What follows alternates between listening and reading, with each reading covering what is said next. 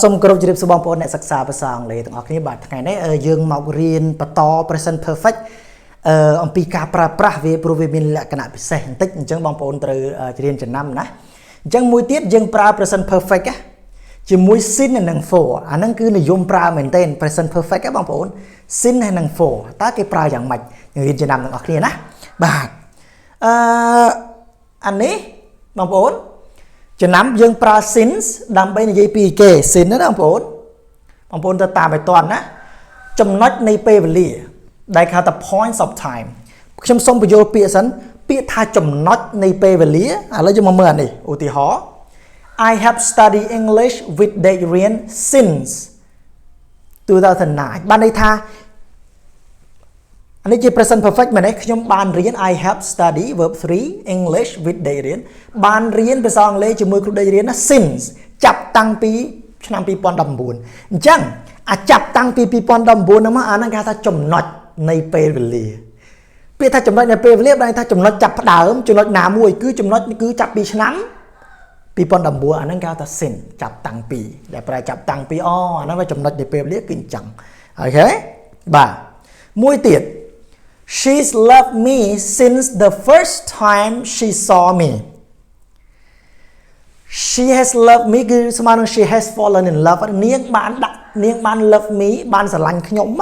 គាត់បានស្រឡាញ់ខ្ញុំ since ចាប់តាំងពី the first time she saw me ចាប់តាំងពី the first time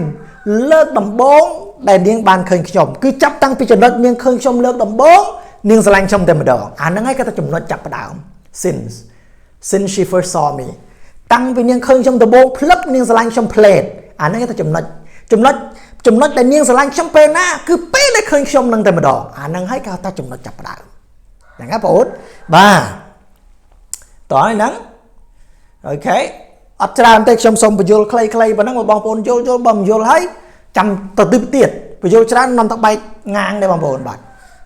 ត្រូវចាំថាចំណុចពេលវេលាគឺចំណុចចាប់ផ្ដើមហ្នឹងណាបាទ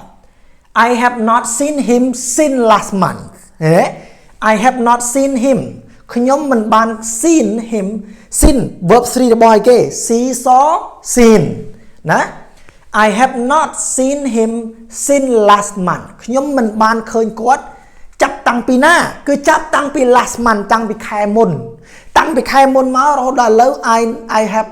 not seen him អត់បានឃើញគាត់ទៀតទេចាប់តាំងពីខែមុនម្លេះរហូតដល់ឥឡូវអញ្ចឹងបងប្អូនអាហ្នឹងហើយគេថាចំណុចចាប់ផ្ដើម We have not talked to each other since the day we broke up ហ្មង We have not talked to each other ប្រហែលតែម៉េចយើងមិនបាននិយាយគ្នា We have not talked to each other អត់បាននិយាយគ្នា since the day we broke up ចាប់តាំងពីថ្ងៃដែលយើង broke up ម្លេះsince the day we broke up ចាប់តាំងពីថ្ងៃដែលយើងបែកបាក់គ្នាចែកផ្លូវគ្នា broke up តាំងពីថ្ងៃដែលយើងបានចែកផ្លូវគ្នាគឺ we never talk to each other អត់ដែលបាននិយាយគ្នាទេអញ្ចឹងបងប្អូនអាហ្នឹងហើយគេហៅថាចំណុចចាប់ផ្ដើមមិននិយាយគ្នាពេលណាគឺពេល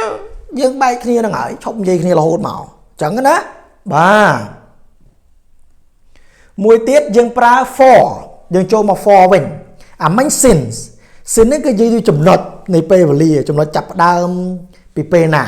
រីឯ for គេនិយាយអំពីរយៈពេលឬក៏ចំនួននៃពេលវេលាតាមឲ្យតាន់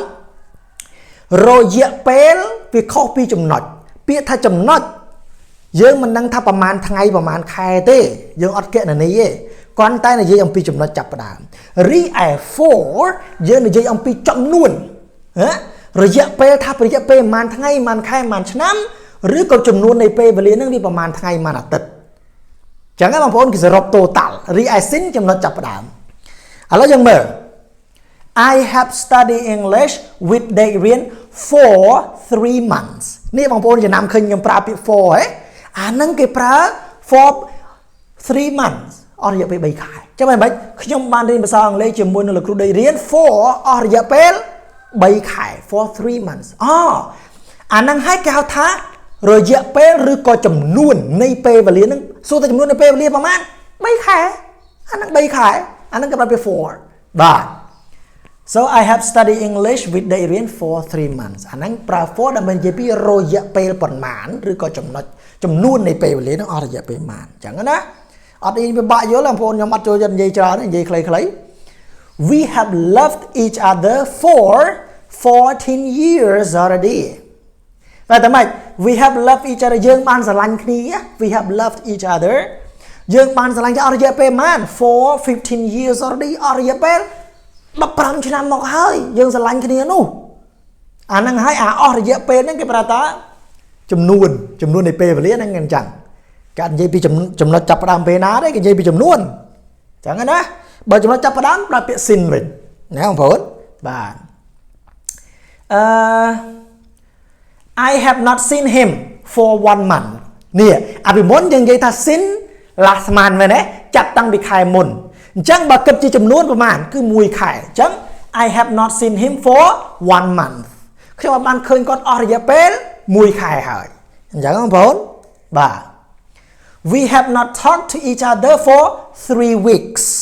យើងអត់បាននិយាយគ្នាអស់រយៈពេល3សប្តាហ៍ចាប់តាំងពីយើងចែកផ្លូវគ្នាមកឧទាហរណ៍ណាអញ្ចឹងអស់រយៈពេលបាន3សប្តាហ៍ for 3 weeks អត់និយាយគ្នាទេញ៉ៃស្អីបាទអូខេអញ្ចឹងឲ្យខ្ញុំសូមបញ្យល់ខ្លីតែប៉ុណ្្នឹងឯងរៀនពាក្យ sin និង for តែប៉ុណ្្នឹងបានបងប្អូនគិតមើលចាណាទៀតថាម៉េចមើលម្ដងទៀតណាខ្ញុំជឿថាបងប្អូនទោះបីមិនខ្លាំងក៏ដោយមិនក៏យល់ខ្លះដែរអូខេ So that's all for today bye bye